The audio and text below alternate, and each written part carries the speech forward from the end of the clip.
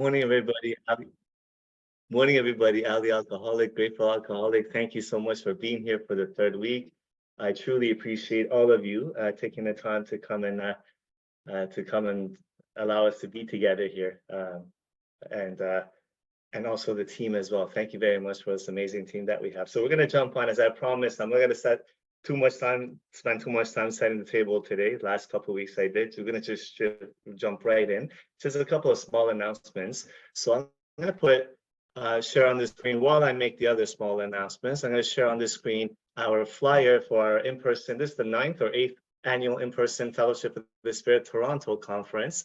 All the information, you don't need to write this down. It'll be on the website there. It says www.FOTS, F-O-T-S, like fellowship is FOTS.to, as in Toronto. So if you go on there, you're going to get all the registration, programming, residences, hotels, and all that information. We'd love to see you guys there. I know we have a lot of people coming from all around.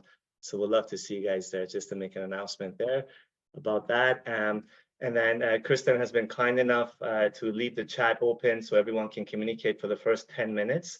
That's so if you haven't already partnered up or partner up with one or more persons so you can catch up in case you miss anything. So you guys can go ahead and exchange numbers here for the next 10 minutes. And then for security reasons, we turn the chat off just to co-host for the rest of this session here. Let's see, what else do I want to cover? At the end of each session, I encourage you to please just from the first session, we sort of invited you to start a table of contents or directions for yourself. At the end of your big book, the first blank page, just start a table of contents, what we cover each session. So because at the beginning, we're going to jump around a lot. And when the time comes, if God sees fit that you take in a new man and you move to use this method, you're going to forget what we did at the beginning, right? So in order to help you with that, I've asked Everly, just email to everybody basically what we've covered so far. You should have received the email already. If you're not on our email list yet, because we're going to communicate stuff like this throughout the next few sessions that we have left together. If you're not on our email list, I'm going to ask Everly to please put in the chat the email that she wants you to email us to let us know to put you on an email list. Okay. So if you haven't received the email from us yet, up to last night, then you're not on our email list. Just put your email list, either put it, just message directly to Everly. She's the co-host, you'll see Everly, okay? And then she'll take care of that, or she can let you know what email she wants you to email your email to. That's that, and then. Oh, okay, so before we begin, let's begin. Before we begin, if I can have anybody that's moved to do any version that's on your heart of the set-aside prayer, would you please put up your hand electronically? And the first person that puts up their hand, here we go, Vera. Any version of the set-aside prayer, please, and then we can start the session. Thank you so much. Okay, thank you. God, help me set aside everything I think I know about you, everything I think I know about myself, everything I think I know about my fellows, and everything I think I know about my recovery. All for a new understanding in you, God, new understanding in myself, a new understanding in my fellows, and a much needed new experience in my recovery. God, thy will be done. Amen. Amen. Thank you, Vera. Beautiful. Okay, here we go. So the first, just a quick little overview. The first session we did, we covered 2.5 to 3 pages, which was a great, I call it the pre-qualification, right? It's a great intro for any new person just to catch them, right? If they're really one of us, they're going to be really intrigued. And then we did the circle and triangle, which is the map of this program. And then we did a contract at the beginning. The previous session, the second session, we covered the only chapter of the step 1 chapters that we're going to cover its entirety, which is the doctor's opinion. Such a foundational chapter in the spiritual text of ours. Today, if we start off at page 23, please. This is where we're jumping around again, right? Remember, we're going to be laser-like in trying to keep the focus on what the newcomer needs and identification. And as always, Please ask yourself these questions if you can relate to these, and then ask yourself, sort of see, do I believe the newcomer would benefit from this? You know, that always makes it much more powerful when I find myself in the pages of this book. So page 23, on the top left, top margin, top left, as always, please write small but big enough so you can see, okay? Please write step 1 dash, I'll repeat it a couple of times, powerless over alcohol dash mental obsession, or mental blind spot, excuse me, mental blind spot. Step 1 dash, powerless over alcohol dash mental blind spot.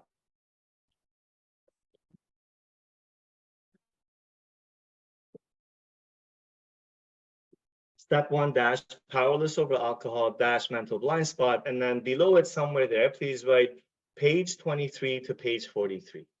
Page 23 to page 43. So step 1, the first half of the first step, from the one could say many that came before me have had decades of experience, some giants in AA that have passed on. Their years of working with this sacred text, what they've come up with, and I agree with it, is that from the doctor's opinion to the end of the chapter 3, more about alcoholism, 51 pages, there's a lot covered in that. But the main focus is the first half of the first step. That's a big deal, right? If one step is given about 51 pages, it speaks to the importance of that step, right? So from the doctor's opinion to the top of this page, we wrote at the top of doctor's opinion, it was step 1 dash physical allergy. What happens to me when I first take a drink, right? Up to this page. From this page, from the top of page 23 to page 43, the focus is going to be on the mental obsession, mental blind spot. So now the second thing that makes me an alcoholic, what happens to me when I'm sober, either for 1 hour, 2 hours, 2 weeks, 10 years, away from the drink, yet my brain takes me back to the drink. They want to discuss that with us. That's the baffling part of alcoholism. Okay, so let's go. These observations, so up to now we made the observations of, they made with us, what happens when I take a drink? That my body reacts abnormally. I lose control of how much I drink, right? These observations would be academic and pointless if our friends never took the first drink, thereby setting the terrible cycle in motion. Highlighting yellow now, important statement. Therefore, the main problem of the alcoholic centers in his mind rather than his body. It would be academic, like studying a textbook, like a schoolwork, and pointless. If I don't relate to this, it's just pointless, doesn't even matter. Right? So what if I have an allergy to alcohol? Let's say I have an allergy to peanuts, right?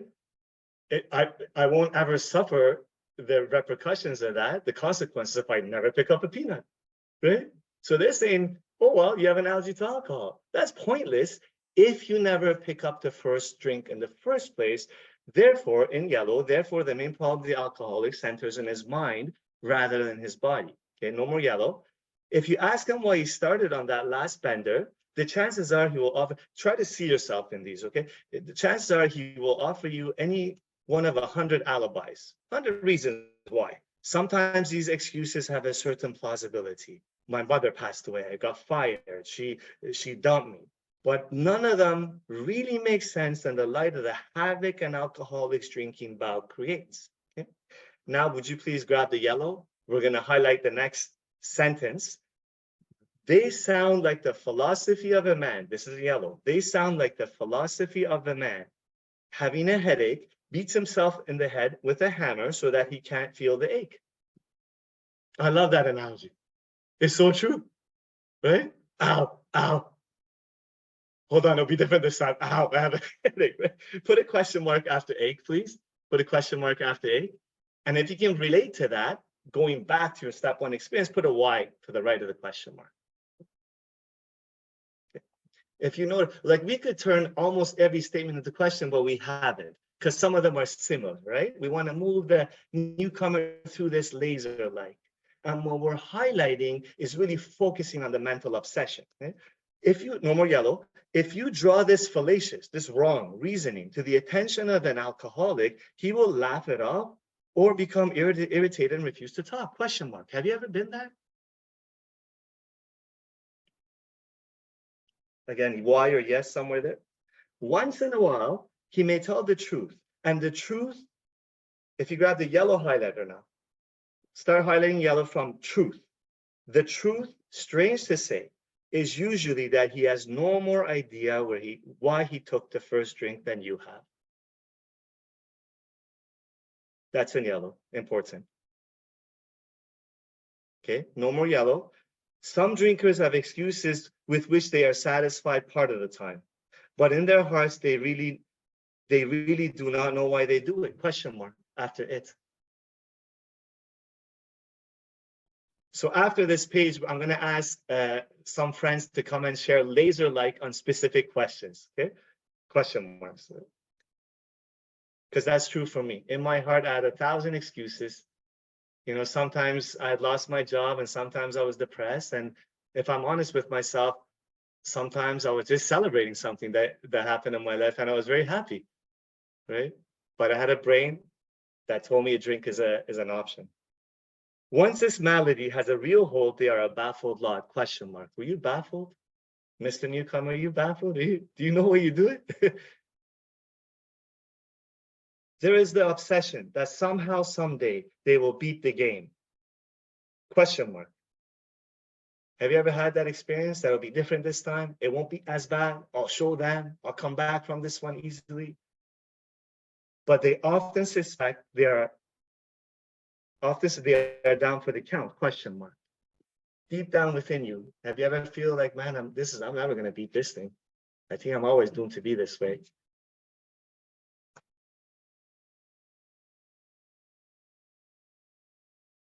Okay. So just on the question marks, okay? Just on the question marks, can I please get some friends, if you are so moved, to put up your hands electronically, if you are so moved, and just be very laser-like, okay? This question, this is how I relate, very specific from my drinking. If you're so moved. Thank you so much, and beautiful. If you're putting up your hand, if you have your video on, okay, Monica, hi, come on up, please.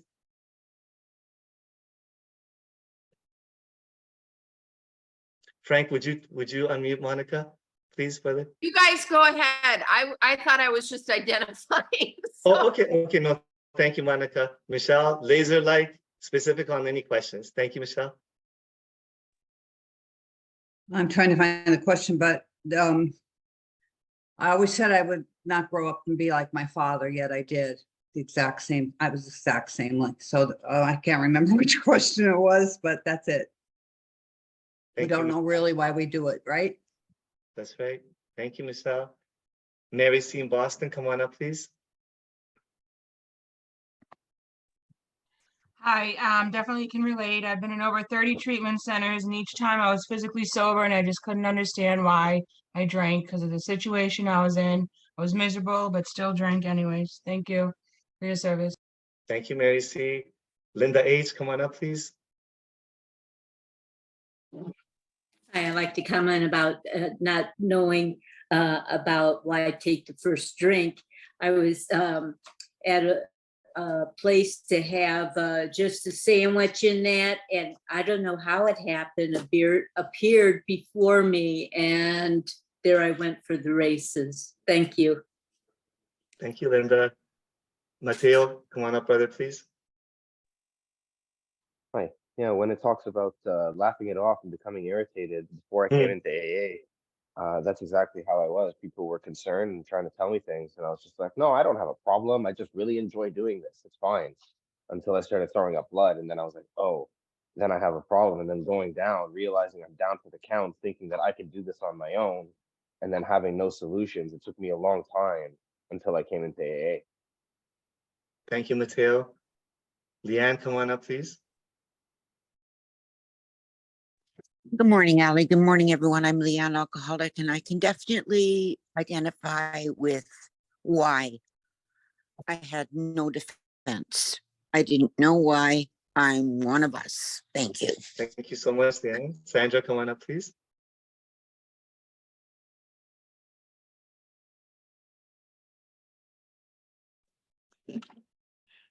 Okay, now I'm in. Oh, sorry. This kind of goes, I'm Sandra, I'm in Woodstock, Ontario, and I'm an alcoholic. Kind of goes with all of the questions, but I was in Alcoholics Anonymous sober for almost 2 years. And I was out of town on a holiday, got really stressed out. I decided that I was gonna drink just while I was on the holiday, and when I got back, I'd be fine. And I wasn't. So I don't know if that's part of beating the game or whatever. And I got back. It took me 6 weeks to get back and stop. Thank you so much, Sandra. Thank you, everybody. So the people that have your hands up, please keep your hands up. We'll get you on the next batch of questions coming up. We're going to dig deeper. So as we said at the beginning, from this page to page 43, 20 pages, it focuses on the mental blind spot, basically. When I'm sober, what happens to me, right? But we're going to be very efficient in this. We're going to cover those 20 pages in 4 pages today. 4 pages of powerful, dig real deep. And some friends here may be really challenged in your understanding of the mental blank spot, right? So just please set everything aside. Let's have a new experience together, okay? So we're going to continue now. How true this is, if you realize, in a vague way, their families and friends sense that these drinkers are abnormal, but everybody hopefully awaits the day when the sufferer will arouse himself from this lethargy and assert his willpower. Question mark. Did your family members or did you yourself think, man, I just got to assert my willpower here, man? The truth is that if the man be a real alcoholic, please circle real alcoholic, circle that with pen, and then also highlight it in yellow or whatever important statement highlight you have. It's real alcoholic, yellow, and circle it, okay? That's it for the yellow. The truth is that if the man or woman be a real alcoholic, the happy day may not arrive. I may never be able to assert my willpower.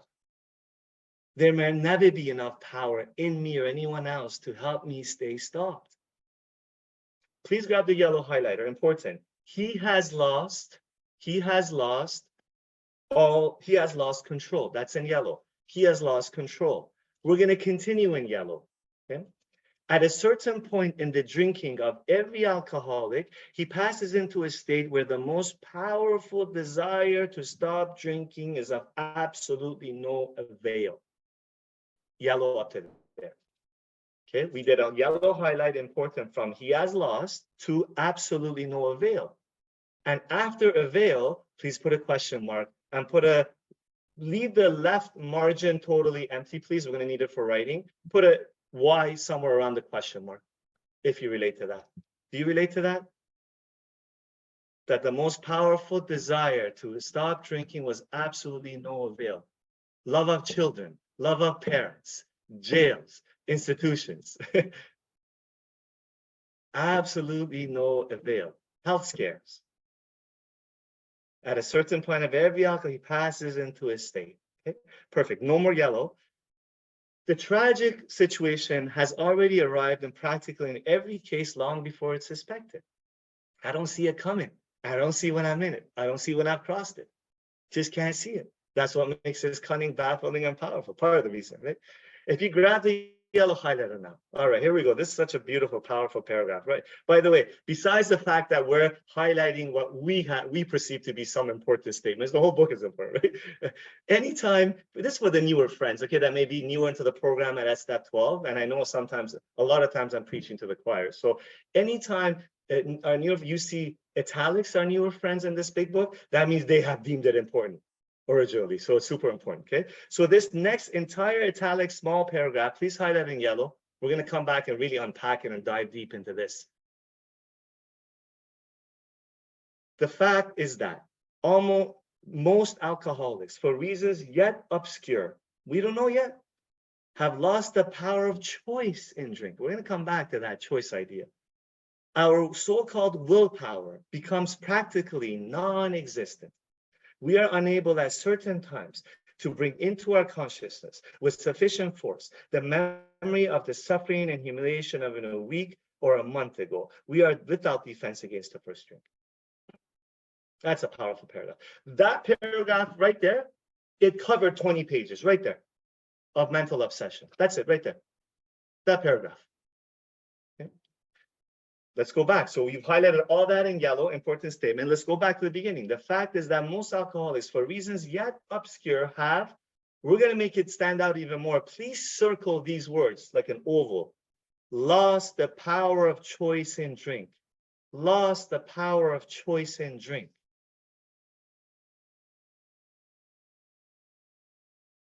Okay. To the left of the circle, right there in the text, to the left of the circle, outside of the circle, what you have circled, please put an asterisk. Please put an asterisk. And put brackets around that asterisk. To the left of that circle.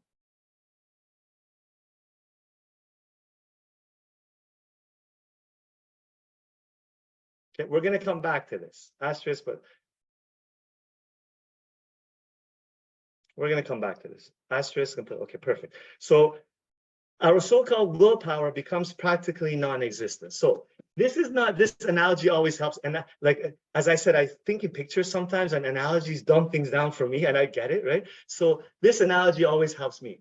So when it says lost the power, what does it say?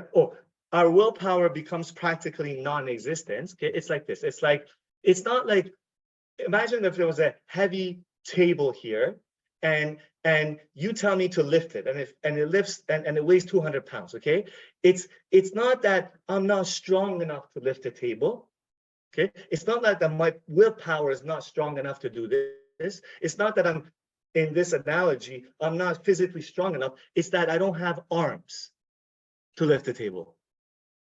Our willpower becomes practically non-existence. My arms don't exist to lift that little light laptop for you. It's not nothing to say about my lack of moral character, my intelligence, my sexual preference, my religious leaning, my political leaning, my socioeconomic background, my intelligence has nothing to do with it. In fact, intelligence seems to be the worst thing for me, or how smart I think I am. What I think I know, right? So it's that I don't have arms to lift the table. Willpower non-existent, okay? So we are unable at certain times. So check this out. This is how cunning, baffling this illness is. So at certain times, I don't have the power to bring into my consciousness the suffering humiliation of a week ago. But at certain times I do. And you know what this disease does? It makes me highlights those certain times that I can.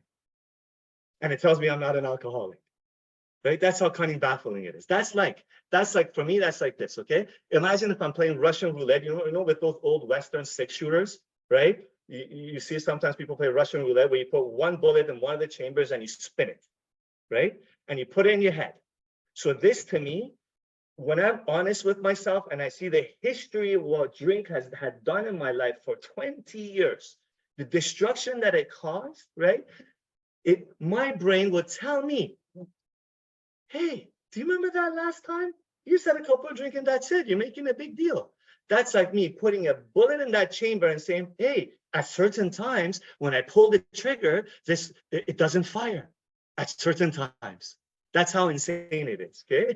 At certain times, unable at certain times to bring into our consciousness with sufficient force the memory of the suffering and humiliation of even a week or a month ago. Put a question mark after ago.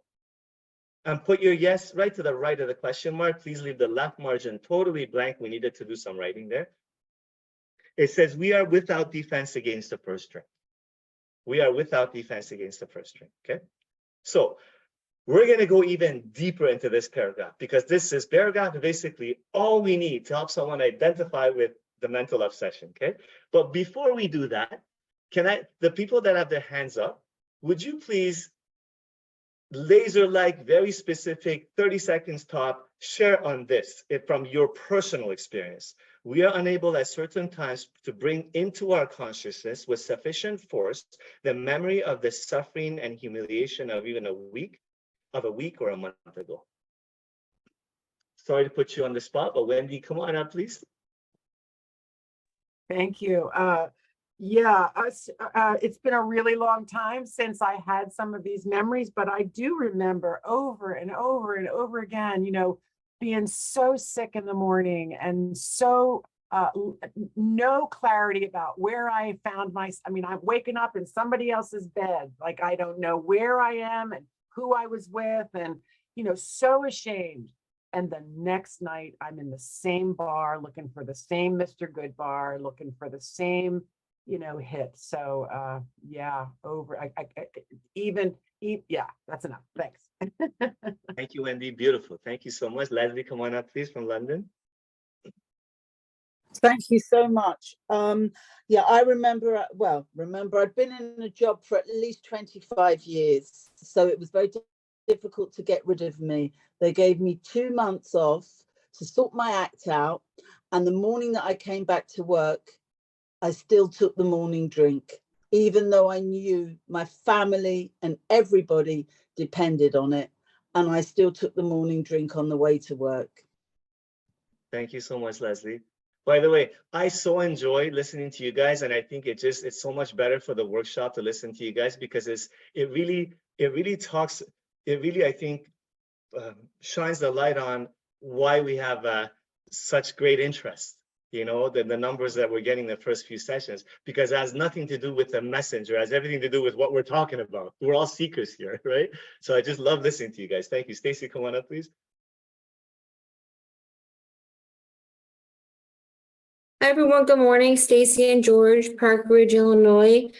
Alcoholics and addicts. What this is bringing to me is that I want instant gratification. I don't remember. It just, at certain times, I don't remember the pain, the remorse, because I want what I want when I want it. And it's probably selfish, and it's instant gratification. Thanks. Thank you so much, Stacy and George. Sandy, come on up, please. Thank you, Allie. Yeah, I very much related to this. I've been in the program for a long time, and I had just celebrated my first anniversary, and I was at work. I got out of work. We were going on vacation. I got out of work and I drove to a package store and bought a 6-pack of wine coolers and hid them in the car because so my husband wouldn't see it. And I have absolutely no idea. I was strong in my program. I was doing all the right things. And yet, without any thought in my mind, I drove, bought that, and for 6 days, I went back out there. And thank you, God brought me back within 6 days, because I did remember the humiliation. But during that initial drink and those 6 days, I was gone. Thanks. Thank you so much, Sandy. Last person, Lisa, and then please keep your hands up. We're going to continue. Lisa, hi. Hi, guys. Yeah, I mean, lost my kids over and over. Wasn't enough. Just went back because of the instant gratification. And it's the liar. The liar tells me I can do this. It's not that bad, but it's all bullshit. When it says the lost power of choice and drink, I also think I replace drink with think, because my thoughts pattern is not right. It's just not. And I was with a historian of AA the other day, and he told me that the italics, back when they made the big book, cost $1 a word. And that was back in 1935 or 39 when they wrote the book. That's how important they wanted these italics to be, that they spent that kind of money on $1 a word, if you can. So I pretty friggin' strong attention to the italics when they write them. Thanks, Allie. Thank you, Lisa. Nice to see you. Please keep your hands up. We're going to keep going. Okay, here we go. So, lost the power of choice in drink, right? We've circled that paragraph is highlighted. We've circled it, and we put an asterisk right outside the circle with a bracket around. Okay. So now, what I would like you to do, please pay attention. Okay. The left margin, turn the big book clockwise 90 degrees, so your left margin is now facing you. Okay. You're going to begin writing to the very top left of that left margin. We're going to go long ways across, right? So we're going to go long ways across. I'm going to go long ways across. Okay. So that asterisk that you've put on right beside lost the power of drink, you're going to put the same asterisk. You're going to put an asterisk on the top left and put brackets around it. What that means is that when you're reading this with the new person, you're going to highlight, and then when you see the asterisk, you're going to come and turn the book around and read the notes. Okay? So asterisk, bracket. Everyone's good with that, I hope? Yes? Okay, good. Now, please write small, but big enough so you can read it. We're gonna have to read small here. We have a bit of writing here. We have about 4 lines here, potentially, okay? The first question you're gonna ask yourself, okay? Did I choose to drink on any of my last relapses, question mark. So write small, it should cover just like maximum 1 line. Did I choose to drink in any one of my last relapses?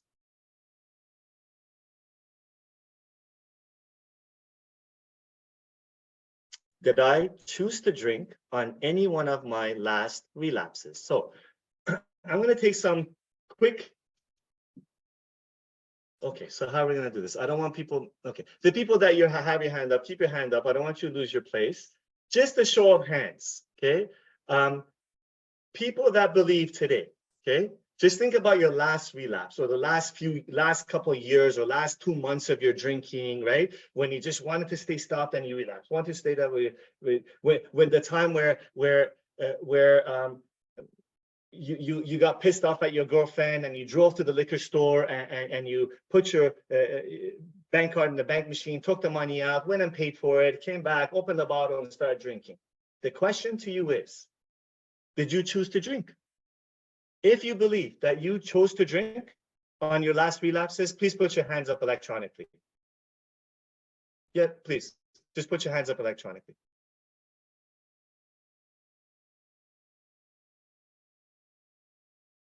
Fantastic, thank you very much. Got it, beautiful, okay. The people that put up their hands electronically because of the last question, please put it down now. The people had their hands up originally, leave your hands up. I want you guys, you're in line to share with you, right? Beautiful, thank you very much. So, okay. Now here's how I want you to ask yourself this. Remember, we're setting aside everything that we think we know, right? Just ask yourself this. If you had the power to make the choice to go to the liquor store and drink, then how is that line up with what the big book is saying? What we circled there. How does that line up for you? Where it says the alcoholic have lost the power of choice in drink. How does that line up for you? Just think about it, sit with it. Here's a question I have for you. If you have the power, if you believe you had the power to choose or drink or not, like I can choose to drink or not, right? Then why didn't you make a choice not to drink when your kids were taken away? After the 5th suicide attempt in my case. When you ended up in jail, how come you didn't make the choice if you had the choice, if you chose to go to drink? Just something to think about, right? Now, this may seem like we're doing a philosophical discussion. No, we're not. This is very true and real and important and potent spiritual truth to look at in my life. What alcoholism is. Does that make sense? I am logically, sanely, soundly making a choice to go to the liquor store to pick up the drink, and my kids are going hungry. They haven't seen daddy in about 10 days. Does that make sense to you? Is that a rational human being, sane human being making a sane choice? Something to consider, right?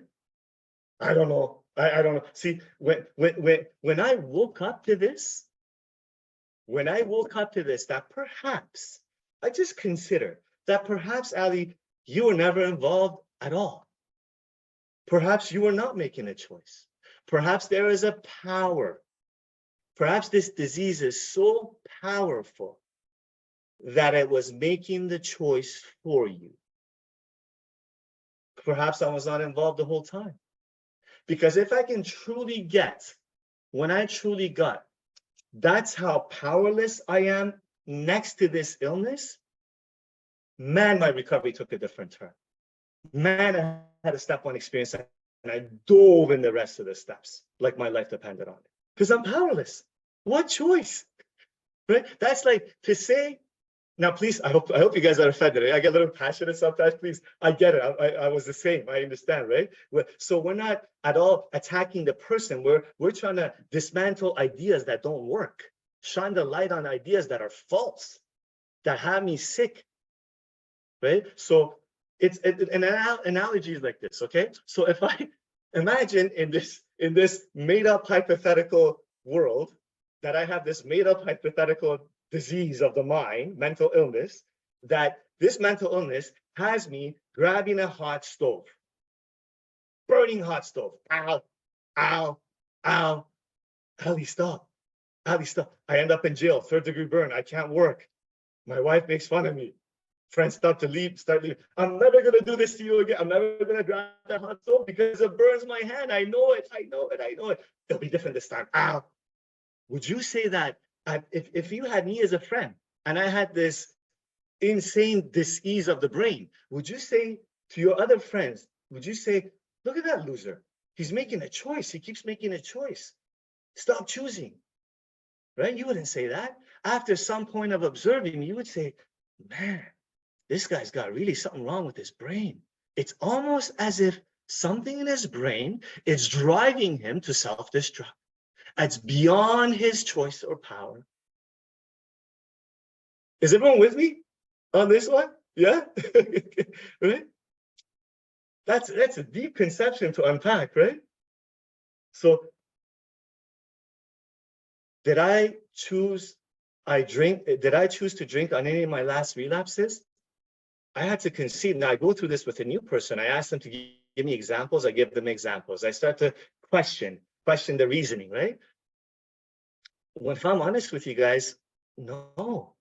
The sane and sound mind was not making a sane and sound choice. It was as if something inside of my brain has hypnotized me and is driving me to self-destruction of everything good in life. Go pick up the first drink.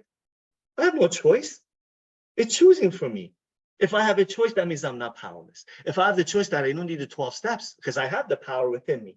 If I believe I made a choice to drink, that means I also believe deep down inside of me, not that I know it consciously as a new person coming in and out. If I think I made a choice to go drink, that the deep down belief system inside of me is that I have the power to stop.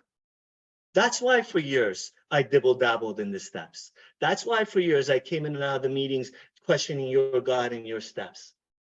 That's why for years I wasn't teachable. That's why for years I went after the romantic relationships thinking that'll fix me. That's where the power of sobriety and happiness lies. That's why for years I went after accolades and school and jobs and looking good. And because I truly thought that I have the power somewhere inside of me because I made a choice to drink. I hope this is clear for a lot of friends that put up your hands. Just at least, I just humbly ask that at least you consider what we just talked about and sit with it for a couple of days and consider, because it'll change your life, man. It'll change your life. And it'll change the experience you pass on to the new person. 20 pages, they try to hammer home to us that very point, that you don't have a choice, you never had a choice, you'll never have a choice. You're powerless. Seek the power now. 51 pages on the first half of the first step, on identification, on powerlessness. Why? Because if I don't identify, then really step 2 is mute, pointless. It'll seem like hocus pocus. I'll argue with it. I'm on the debating society. God, no God, Christian God, Muslim God. But if I truly get what this disease is, and also match my experience with it, you know what I mean? When I reach the second step, there isn't much debating in me. I may not agree with it totally, but at least I can, okay, I'm willing to believe. Fine. Because, okay, fine. You know what I mean? Now, also, I want to bring up this point. I don't know why it's taking me where it's taking me. So just because we take a new person through these pages and they sort of doesn't mean now you have the information, now you have to get it. No, because it's not just the information. This book, this paragraph, all of a sudden becomes 1,000 kilometers deep for me when this information, I get it in my own experience. I can lay my experience next to it. Oh, that's what alcoholism is. This is what made me identify to two men who couldn't be further in likeness from me, Dr. Bob and Bill, right? in who I was, who I am today. But I got to see, do you mean I'm an alcoholic like these guys were? So maybe this program can work for me too. Okay, so now, again, I mentioned this the first few, right?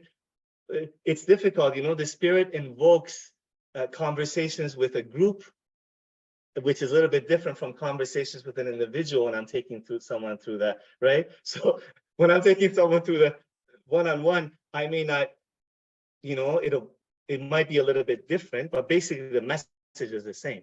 The message is the same. So now, perfect. Okay, beautiful. So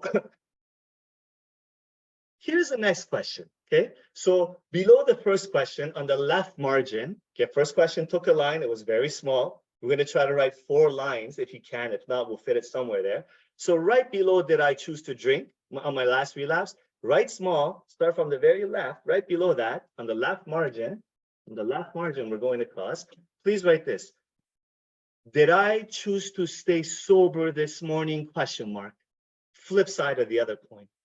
Ooh, this is powerful. Did I choose to stay sober this morning? Question mark. Thank you so much, Kristen. Kristen is kind enough to put the question as what we say in the chat as well. So check out the chat too. Did I choose to stay sober this morning?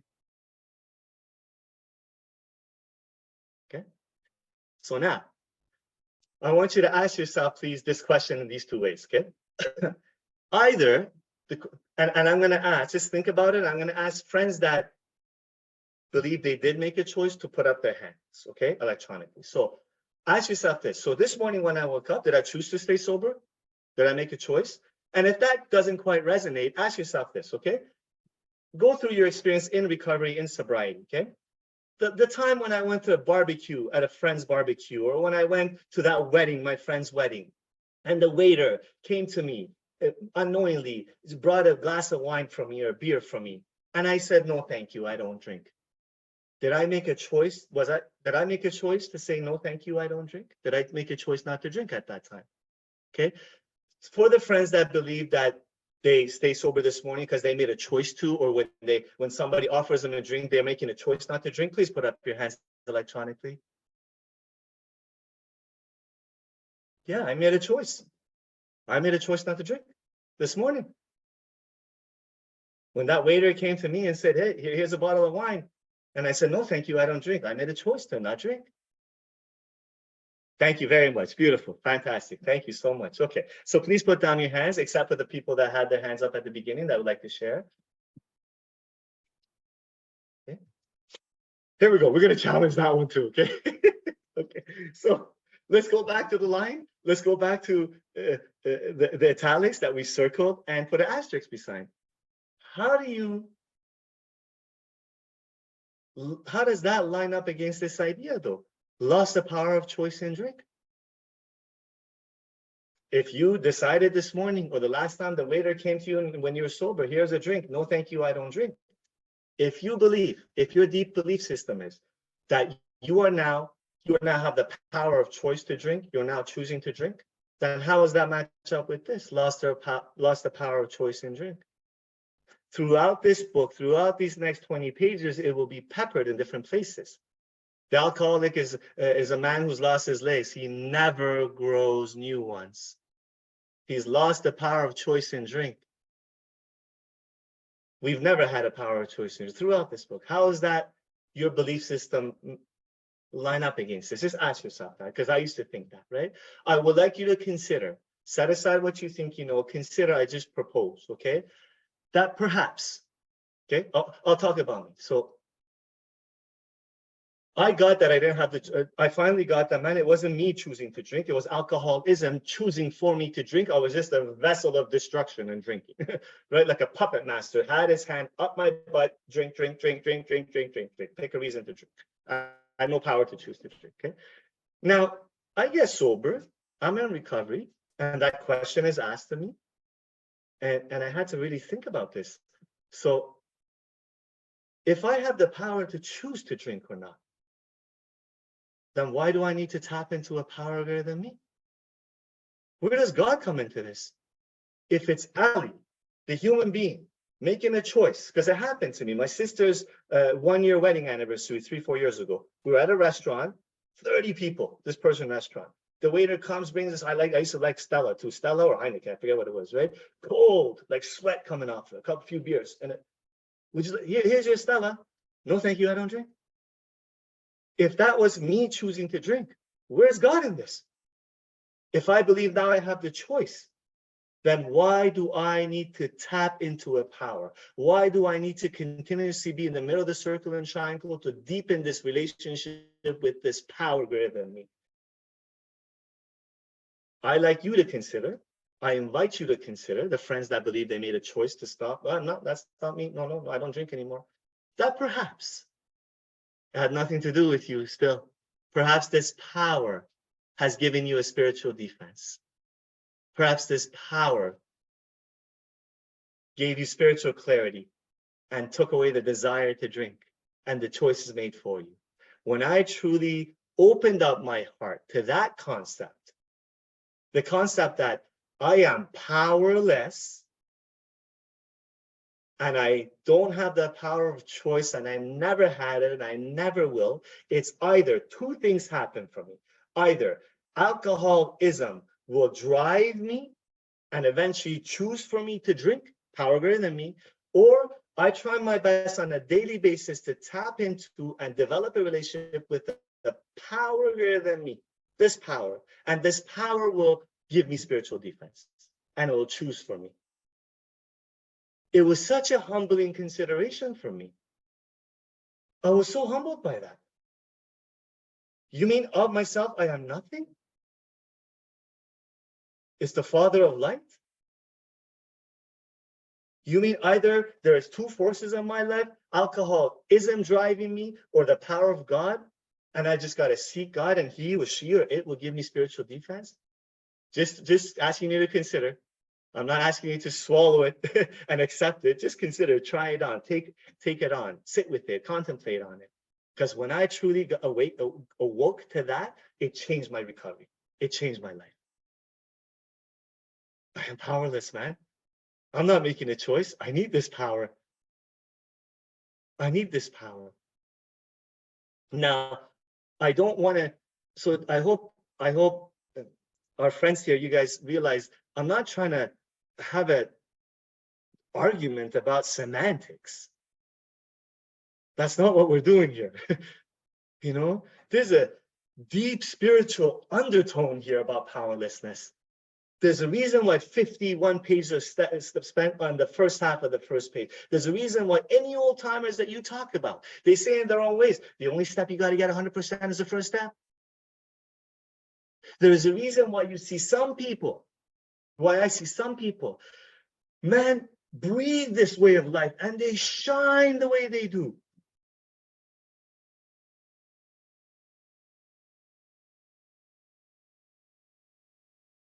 Because they had a profound step one experience that's driven them to this path, like only a drowning man seeks a life preserver. That's why.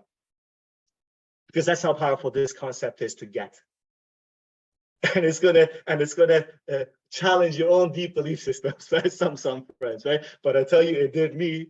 And when I truly woke up to that, when I conceded to my innermost self that I'm an alcoholic, that means I'm powerless. I never had the power of choice when I was drinking. I don't have the power of choice to stay sober. There's either the power of alcoholism or the power of God. I became really humble.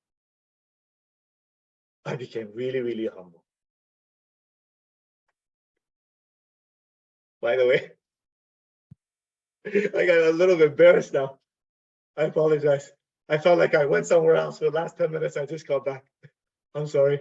I get a little passionate sometimes. Okay, here we go. So the left, now we're gonna take some hands. Okay, I want to see here some sharing on this one. So the left margin again, back to the same left margin, page 24, clockwise. So the left margin is facing you. you have two lines in there. The first line is, did I choose to drink on any of my last 3 lapses? Question mark. The second line is, did I choose to stay sober this morning? Question mark. We're gonna have 2 more lines under this, okay? So the third line is, please write small. Basically what we talked about, okay? I'm gonna put it down so you have it, so you can talk to a newcomer about it, so you can contemplate on it, okay? So if I have the power to choose to drink or not, comma.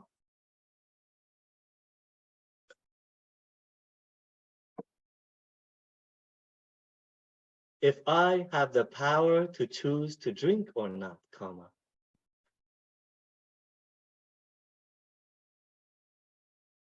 If I have the power to choose to drink or not, comma. Then why did I not choose to stay sober before? Question mark.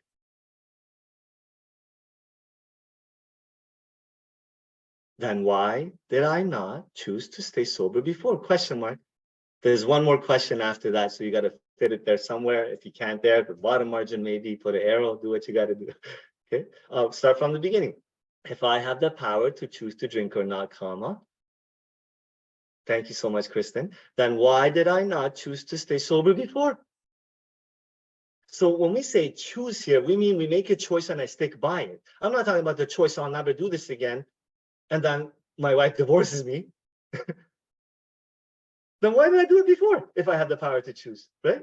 I gotta ask that. Last question. Then why do I need to access power through the 12 steps, question mark? Then why do I need to access power through the 12 steps, question mark?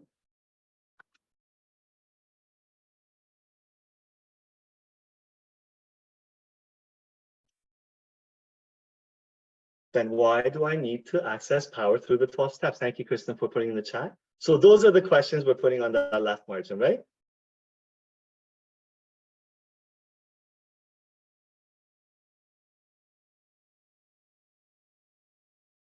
Then why do I need to access power through the 12 steps? Those are some powerful step 1 considerations. There's a reason they spent 20 pages on the first half of the first step. 43 pages and 20 of them are on the mental obsession. Right? Okay, now, beautiful. And I really hope friends have already gone partners and groups that they can, in case you miss something, you can catch each other up. So let's go back to the big book. See, we just took that paragraph and took a deep dive into it, right? Really deep dive, really deep dive. So now, the almost certain consequences that follow taking even a glass of beer do not crowd into the mind to deter us, question mark. You're gonna put the why very close to the question mark, right? Because the left margin is taken already. Has that happened to you? That the almost certain consequences don't even come to the mind to deter you? If these thoughts occur, like, man, this is not a good idea, they are hazy and readily supplanted, replaced with the old threadbare idea that this time we shall handle ourselves like other people. Question mark after people. Question mark after people.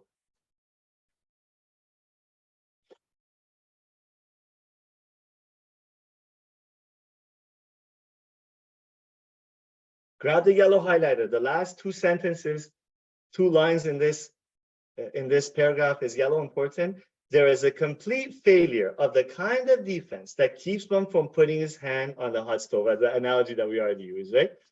The complete failure. Ow, ow, ow, ow. It'll be different this time.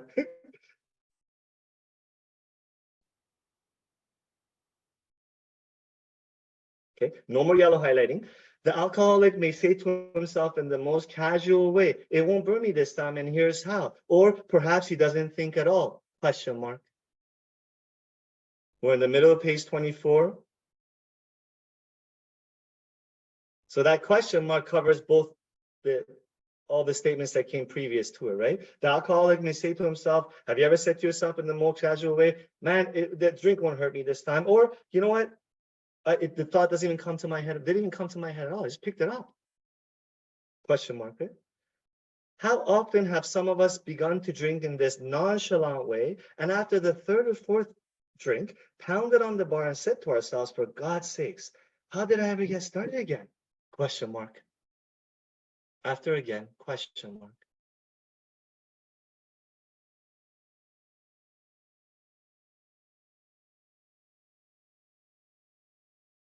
only to have that thought supplanted with, well, I'll stop with the 6th drink, or what's the use anyhow? Question mark is already there. Please answer that with a Y to the right of that.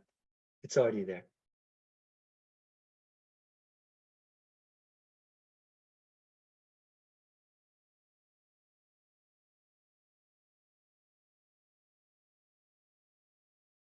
Okay, last paragraph here, and I'm going to come back and I want to take some laser-like sharing for a few minutes, please, around the concepts we discussed.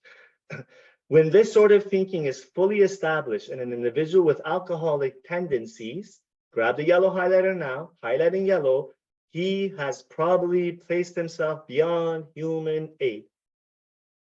Only that part in yellow. He or she has probably placed himself beyond human aid.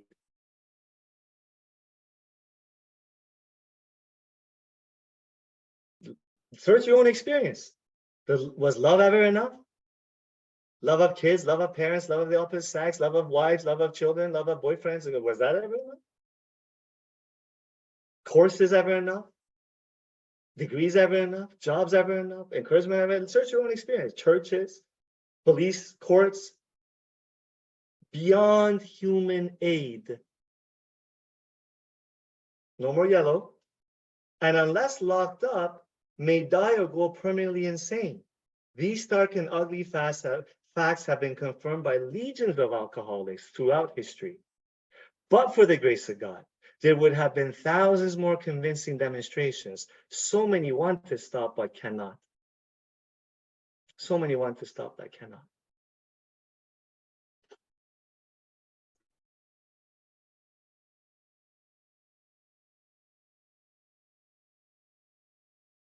Okay, beautiful. On the top margin of page 25, please write this question for yourself and answer it, okay? Top margin, page 25. Start from the top left, right. Do I believe I am powerless over staying sober on my own? Question mark. Do I believe I am powerless over staying sober on my own? Question mark.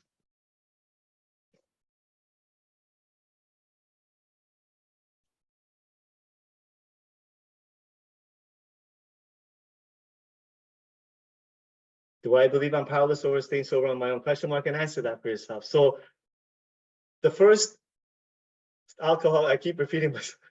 Alcoholism, only 2 things make me an alcoholic, Mr. New Person, right? One is when I pick up the drink, what happens to me in terms of controlling how much I drink. We covered that already in previous sessions. In this session, we just basically covered when I'm sober. That's the second thing that makes me an alcoholic. When I'm sober, the brain that takes me back to the first drink. So now, do I believe I'm powerless over staying sober on my own? Question mark. If I believe that, you put a yes over there.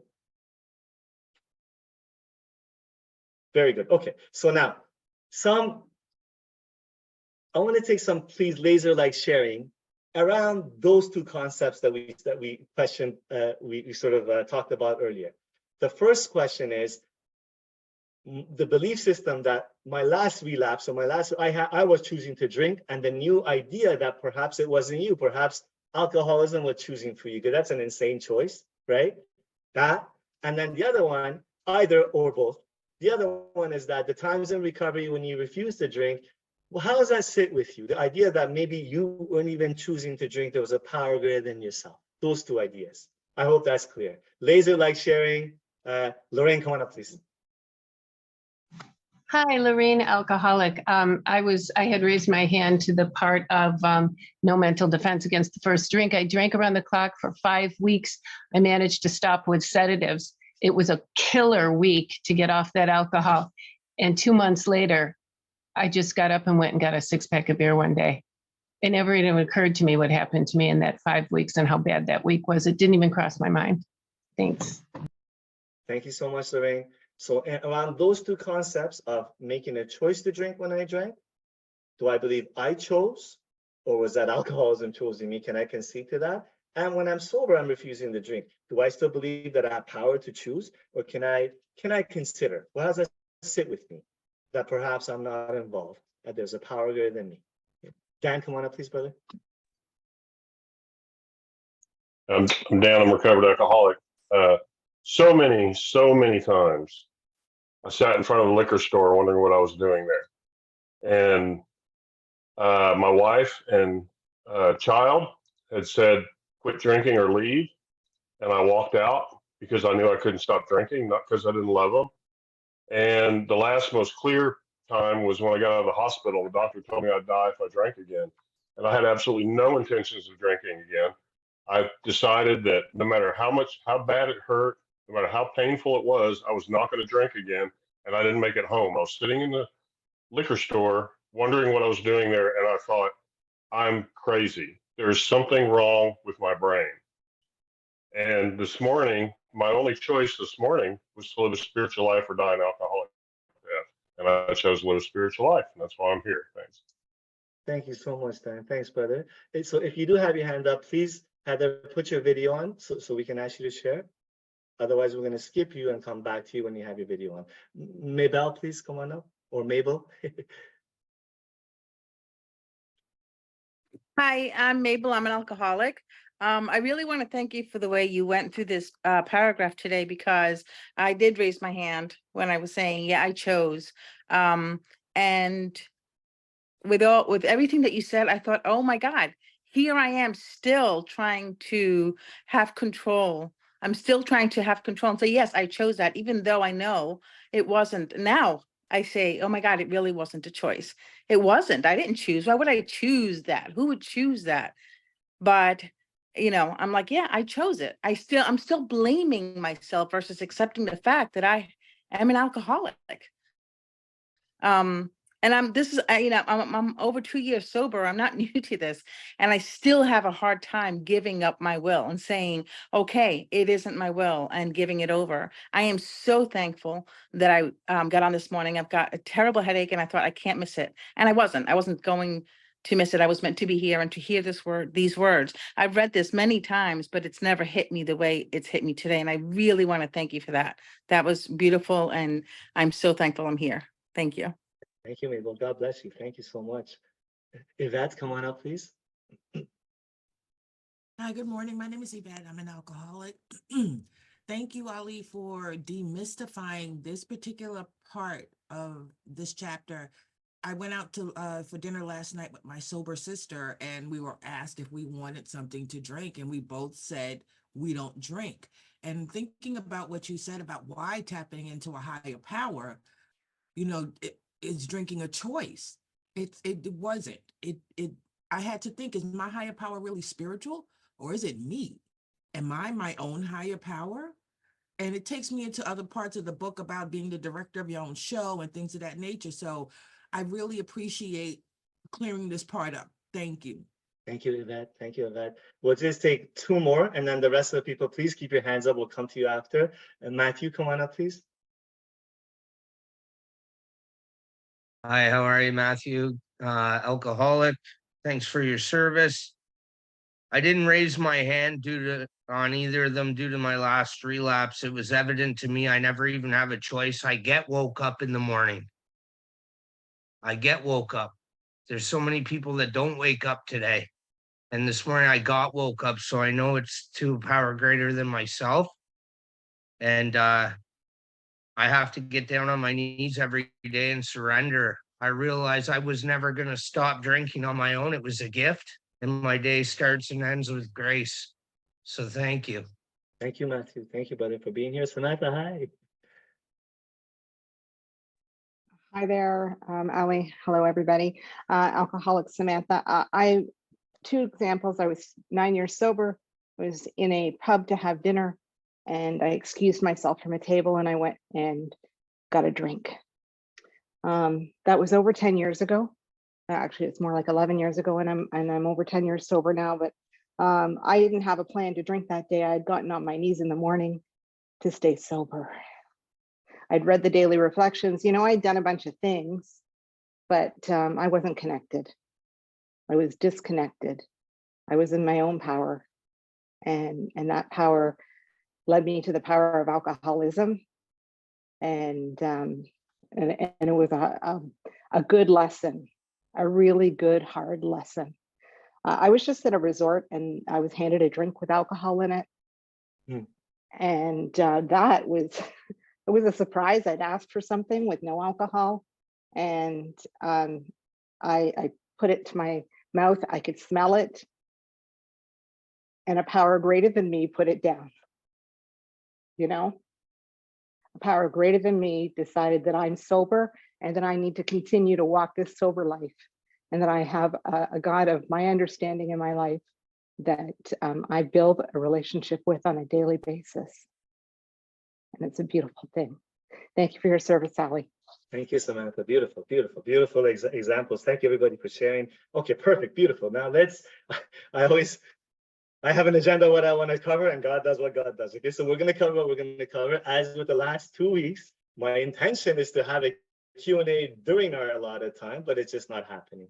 But I am more than happy and willing, just like the last 2 weeks, I'll stay for about an hour after that. Any questions that you have, I'll be more than happy to be here with you, okay? So now, if you would go to page 30 now, we're going to skip everything else. That's enough. All right, let's go to page 30. So that's 2 pages of a deep dive into what happened, the mental obsession, right? And now page 30, the first page is more about alcoholism, chapter 3, right? So, okay, most of us have been unwilling to admit that we were real alcoholics, question mark. Yes, a newcomer that, right? Look, search with your own experience when you were drinking. Did you ever have times where you're just unwilling to admit, right, that you're a real alcoholic from the understanding that you have now? No person likes to think he's bodily and mentally different from his fellows. Therefore, it is not surprising that our drinking careers have been characterized by countless vain attempts to prove we could drink like other people, question mark.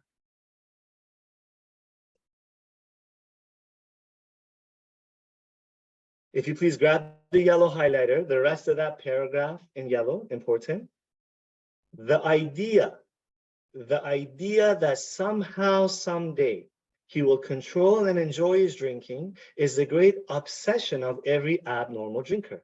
The persistence of this illusion is astonishing. That's in yellow. Every single word, to me, just to me, okay, it's just my experience. This big book was not written by a human being. Like I understand Bill Wilson was the vessel. It was inspired in spirit. It was written through him and edited to the first almost 100, however many they were. This is the spirit giving us a message here. Every word in this has depth and weight and meaning. Astonishing, man. All that in yellow, please. So if you go back, grab the pen now. What we just highlighted in yellow, okay, just keep your pen with you. So we've highlighted in yellow. The idea is that somehow, someday, he will control and enjoy his drinking is the great obsession. Circle the word obsession. Want to make it stand up. Circle the word obsession of every abnormal drinker. Put a question mark after drinker. Was that your obsession in the past? Okay.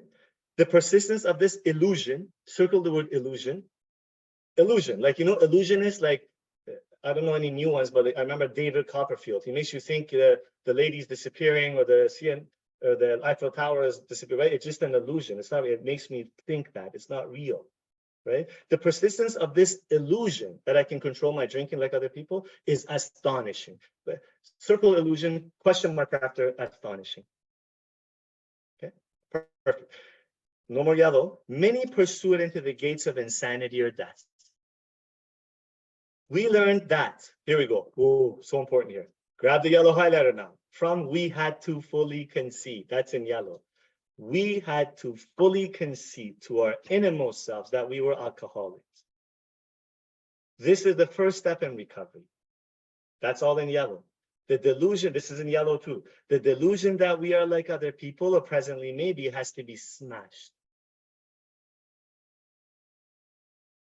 All that in yellow. Grab the pen, please. We're going to come back to this very yellow. We've highlighted in yellow. We had to fully concede. Please circle fully concede. We want to make it stand out even more for the new person and talk about that. Fully concede. To our innermost selves that we were alcoholics. This is the first step in recovery. See that?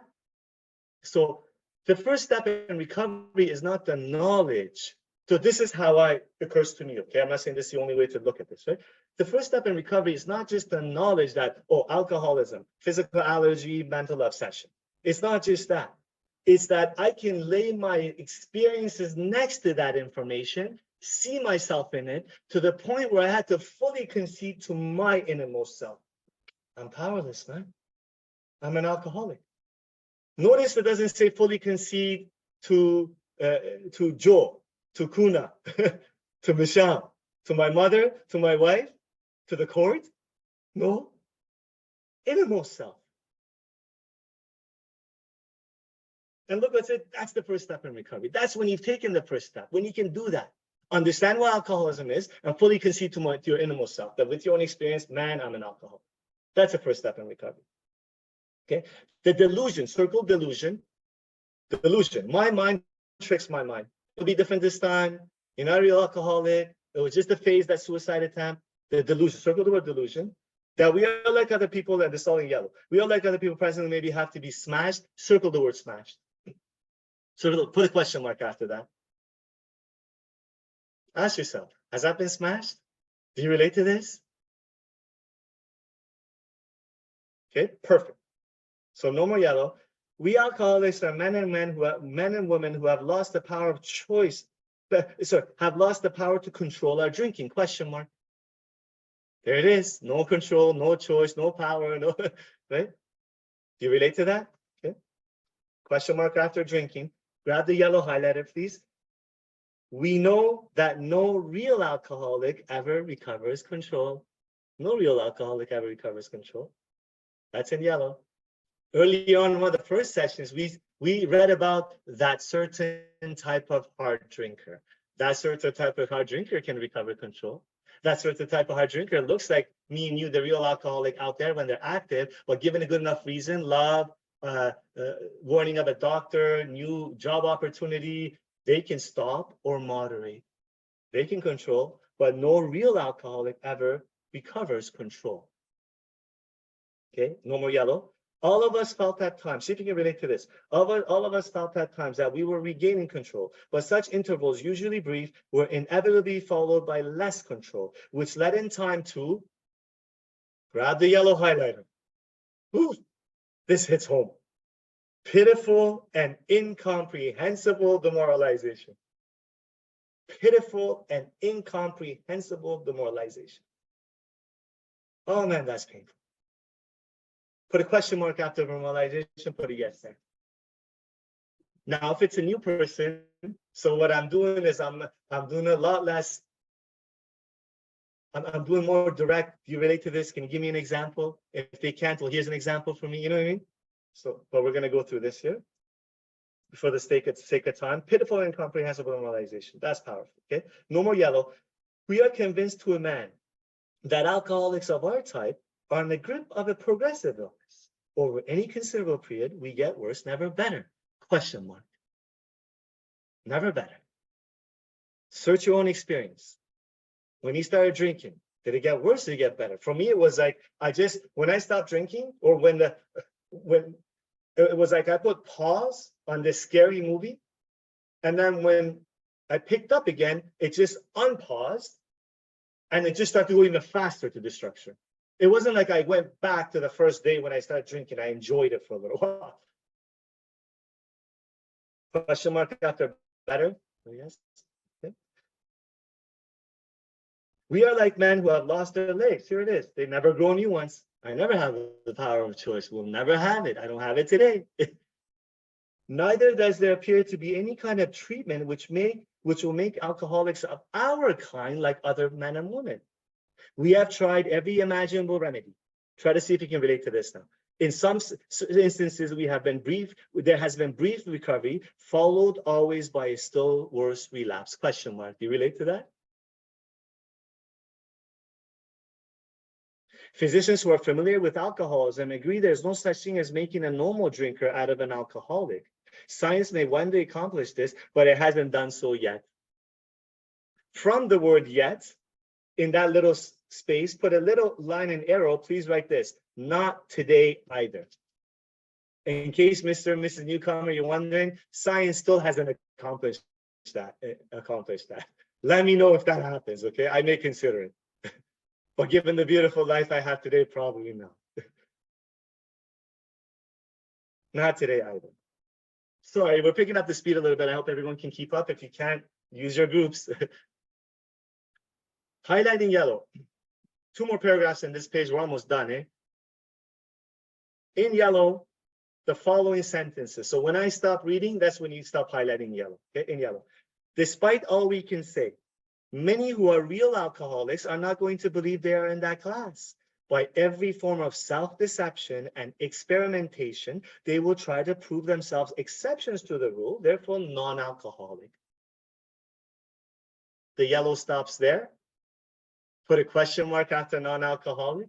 If you can relate to any of that in any form, put a yes to the right margin or somewhere there.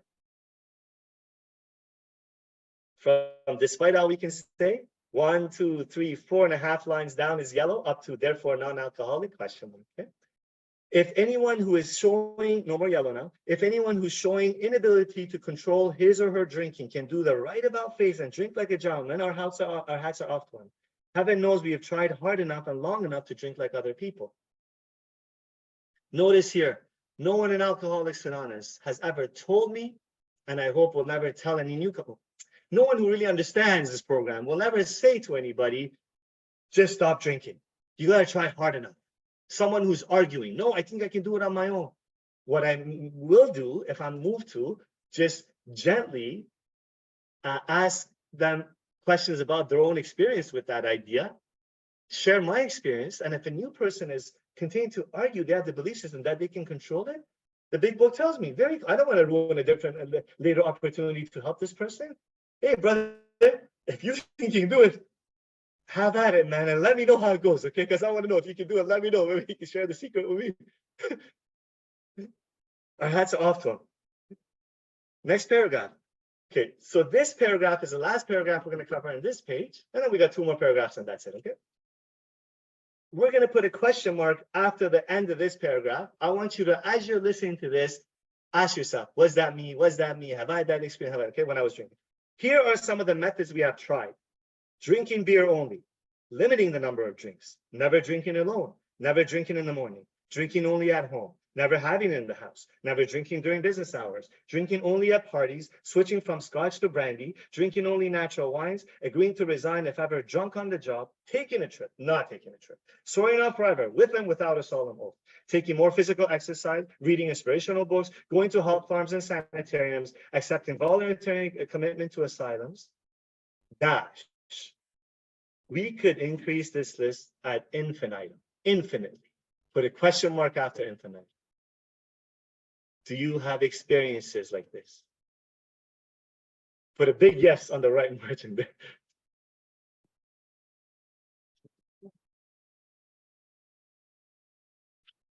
Everybody good so far? Yeah, we're good? All right, beautiful, beautiful. We're almost done. We're almost done step 1, mental obsession. Instead of 20 pages, literally 3 or 4 pages, we're done. We're done, okay? Now, for our friends, for our big book, what's the name? Purist, big book purist, big book enthusiast. I am one of you guys, okay? So check this out. My experience has been the last 12 years of doing this, is that, man, when the person is ready, this is enough for them to really identify and we dive into the rest of the steps.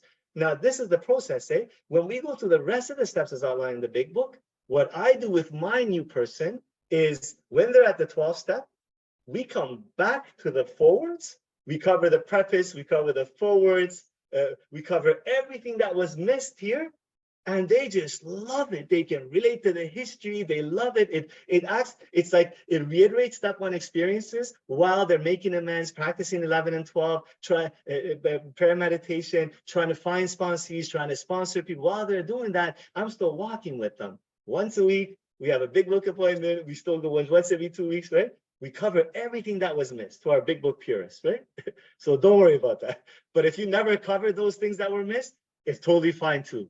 The newcomer will eventually go to a big book study that will cover all that for them. Okay, so don't be afraid. Okay, so let's go to page 34. Please, page 34. We're going to cover 2 more paragraphs and we're done. Okay. The second full paragraph on page 34, where it says, for those who are unable to drink moderately. The paragraph starts with the words, page 34, not page 35, page 34. It says, for those who are unable to drink moderately. The question is how to stop altogether. We are assuming, of course, that the reader desires to stop, question mark. Mr. and Mrs. Newcomer, we've gone through all this. Do you desire to stop? There's so many outs in this book. It's beautiful, right? Because the desire has to come from within. I can't force anybody. I can't coerce anybody. I can't manipulate. I don't have a magic wand. I just lay down my experience from my heart, ask them to question their own experience. The person has to come to their own conclusion. So at this point, if a new person is saying, I don't know if I desire, God bless you. I shake their hand. I stay friendly with them. Let's go to meetings together, continue to examine your relationship with alcohol, but we ain't doing this no more. So waste of time. Desire to stop, question mark, put a yes to it. Whether such a person can quit upon a non-spiritual basis depends upon the extent to which he has already lost the power to choose. Please circle, lost the power to choose. Lost the power to choose. The same concept that we unpacked earlier in those italics earlier today on page 24. Comes again here, lost the power to choose whether he will drink or not, question mark after that. Can I now believe that I've lost the power to choose, that I never chose to drink, and I don't choose to drink to stay sober today? Okay, so choose, lost the power to choose, circle it, and now grab the yellow highlighter. I can make it stand out even more, highlighting yellow, lost the power to choose whether he will drink or not.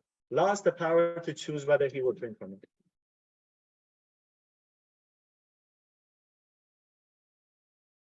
Okay. Many of us felt we had plenty of character. There was tremendous urge to feast forever, yet we found it impossible. Question mark. Do you relate to that? See how much is hammering home that idea that when I'm sober, I don't have the power to stay sober? Question mark after impossible. Grab the yellow highlighter. We're going to highlight the rest of that paragraph in yellow, important. This is the baffling feature of alcoholism as we know it. This utter inability to leave it alone, no matter how great the necessity or the wish. Beautiful, beautiful.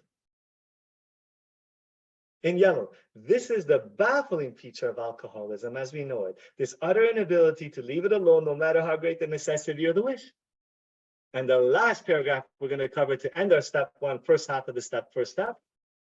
If you go to page 43, we're going to skip all the more about alcoholism. We just covered 1.5 pages, and now the last paragraph on page 43, okay? So 20 pages now, they hammered home to us, but we didn't cover the full 20 because we don't need to. We're trying to be efficient, right? So they hammered home to me what it looks like when I'm sober and the insanity of picking up that first drink, how much powerless I am, right? If that wasn't enough, the last paragraph, look what it says, once more. Ali, because they know once more, in case you missed it, the last hour and a half, once more, okay? Grab the yellow highlighter, highlight that entire paragraph after once more. I'm sorry, not the entire paragraph, highlight this in yellow. The alcoholic at certain times has no mental defense against the first drink. Okay, just highlight that in yellow, that's it. The alcoholic at certain times has no mental defense against the first drink. They say, once more, you don't have the power to choose whether you will drink or you will not drink. Not within your alcoholic at certain times. Lost the power of choice and drink. Okay. Don't highlight this, except in a few rare cases. Now highlight this in yellow. Neither he nor any other human being can provide such a defense. Neither he nor any other human being can provide such a defense. Neither he nor any other human being can provide such a defense in yellow. Please grab the pen, circle any other human being. Circle any other human being. We're almost there. We got 1 minute left. We're going to use it. Any other human being, circle that.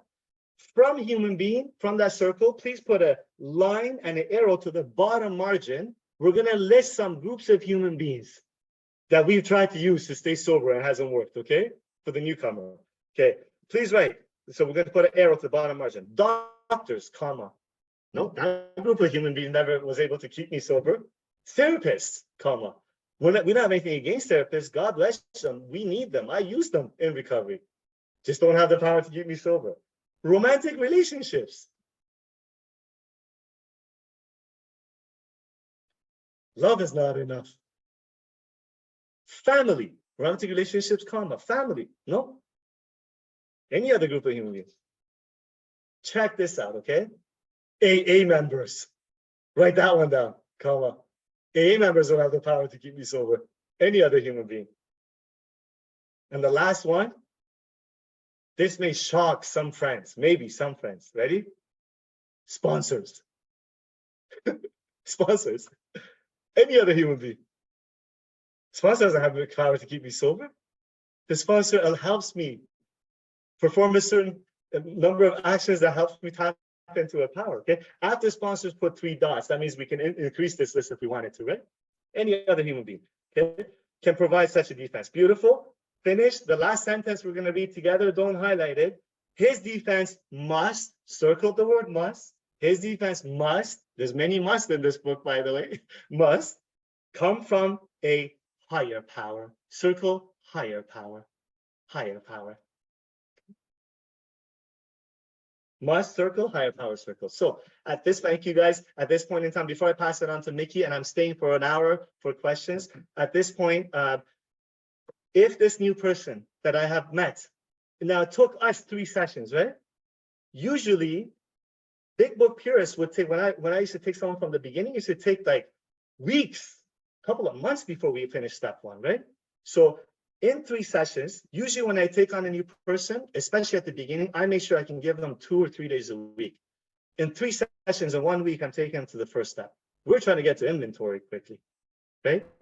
So if after this session, the new person says to me, I don't relate to this, it's obvious that they don't, I'm shaking their hand. I'm staying friendly with them. I'm walking with them a little bit more in AA, asking them to examine their own relationship with alcohol, but I'm not doing this with them, man. This is reserved for somebody who can concede to their innermost self. Okay. Thank you very much, guys. Love you guys. Mickey, go on up, please. Thank you so much, Ali. And I am Mickey, and I am an alcoholic. And since we're doing this efficiently and helping others through Ollie's facilitating, I've picked the St. Francis prayer again, so we can all be vessels. Lord, make me a channel of thy peace. There where there is hatred, I may bring love.